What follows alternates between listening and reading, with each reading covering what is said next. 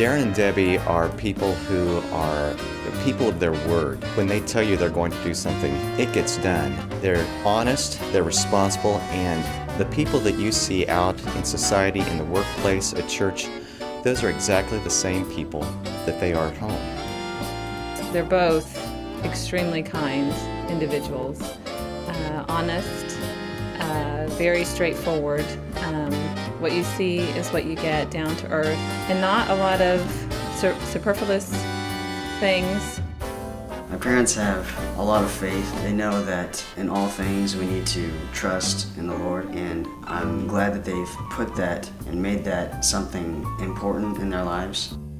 They give freely of their time to mow at their children's school. I've seen them where they help with the children's Sunday school classes at our church.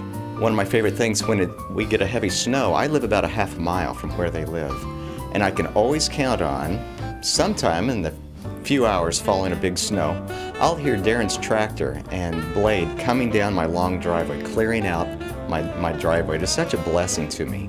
A couple of weeks ago, he came pulling in with his pickup, and he reached into the back and pulled out a 5-gallon bucket of ears of corn that he'd grown in his garden. Another quality that I admire about them is their humility. Daren and Debbie are remarkable people with remarkable skills and abilities. Obviously, his doctoring abilities, but he's also athletic, he's intelligent. They are great horticulturalists. You should see Debbie's garden and yard, unbelievable. And yet, they have those skills in a proper perspective. They regard others as more important than themselves. And it's just refreshing to see people who are so gifted, and yet they don't have an ounce of pride in them. Very humble.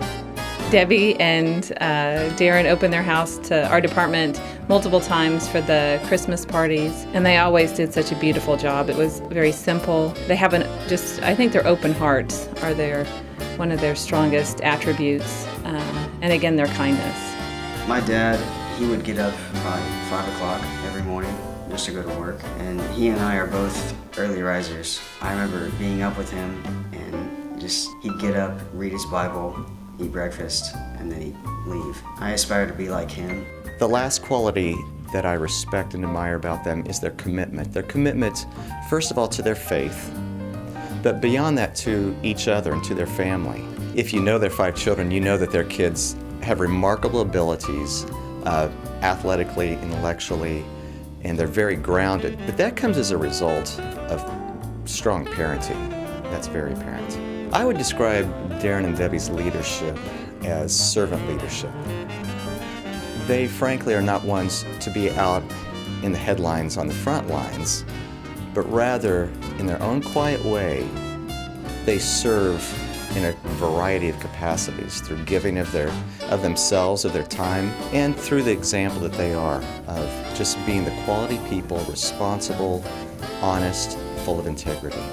I've always teased Daren that I thought he was a wannabe rancher. And I just thought that was such a paradox. Here's this very intellectual, very gifted anesthesiologist, and yet he really seems more comfortable out in his jeans, out baling hay. It's kind of a fun fact that maybe most people don't know. I have lots of wonderful memories of Daren and of Debbie. One that stands out was at a Christmas party, and they brought in the choir from school, and it was just a beautiful, beautiful performance from his son and from the whole choir. I would say over the last 3 or 4 months, as we've been going through this transition, I've gotten a lot closer with Daren. You know, we've had a lot of conversations, both in person, over email, text, trying to figure out the best way to work everything out. And when I'm with him, he can't say a lot just because of how the dementia has presented, but if you get a hug from Daren, it is the best gift in the world. He has a great sense of humor. And this was a story that I heard from the pre-op nurses. So there was a funny beeping from an alarm going off in pre-op, and everybody's like, "What is that?" And Dr. Nigus comes by and he's like, "It's a stud detector." So it's just so funny because normally he's not like that at all. I remember hard work that he put in. I mean, he'd be working 24/7 be gone all day, parts in the night, and get home, sleep an hour, and then have to go back all in the same night. Daren and Debbie, I honestly cannot think of anyone who's more fitted and more deserving of this award than you two.